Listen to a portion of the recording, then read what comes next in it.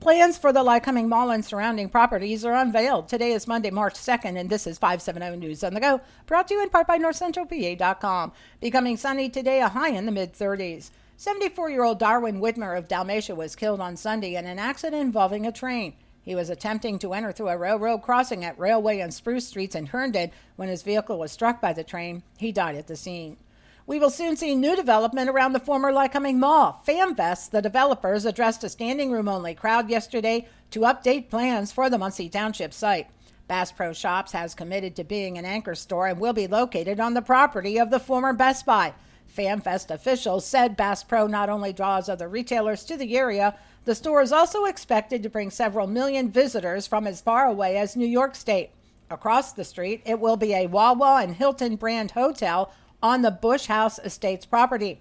The historic inn and wedding venue was built during the Susquehanna lumber boom in the 1800s.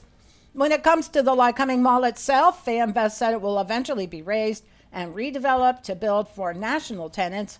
Questions and answers about the 100-plus acre redevelopment project can be viewed at thedistrictlycoming.com.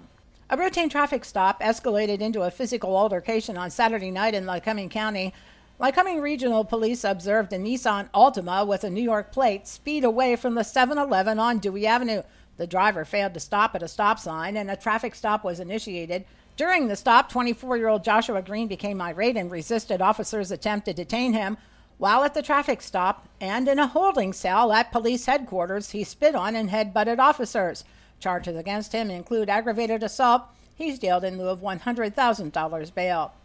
A South Williamsport man will face a jury of his peers on allegations he shot at his ex-lover during a confrontation in January along Route 220 near Linden.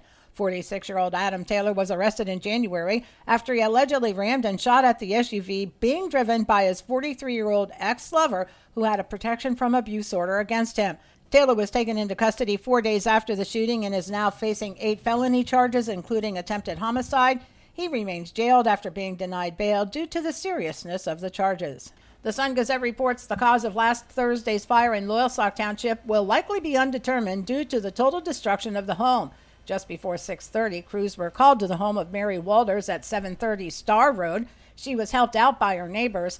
2 dogs perished. In less than a half hour after firefighters arrived, the entire 2-story home had collapsed.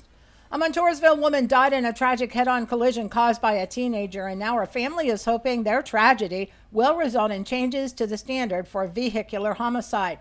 In July of 2024, Kathleen McFadden and her husband Mark were traveling Route 87 near their home when a young man who was 17 at the time hit their car head-on with his SUV. Kathleen died at the scene. Mark suffered serious injuries. The Sun-Gazette reports that due to current laws, the case was sent to juvenile court. The teen is out on bail, and all charges will likely be expunged. State Representative Joe Ham has introduced a bill entitled the Kathleen McFadden Law. It would allow the court to charge drivers under the age of 18 as an adult with vehicular homicide if someone is killed due to recklessness, as was the case of Kathleen McFadden. And drug overdose deaths are down in Lycoming County, according to the latest statistics from the Department of Health. From 2023 to 24, Lycoming County's overdose death rate declined by more than 62%.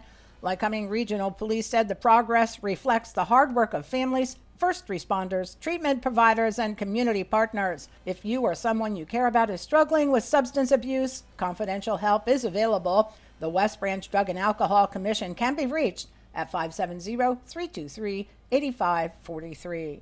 For the latest in news and events, head on over to NorthCentralPA.com. I'm Liz Brady, and you're up to date with 570 News on the Go.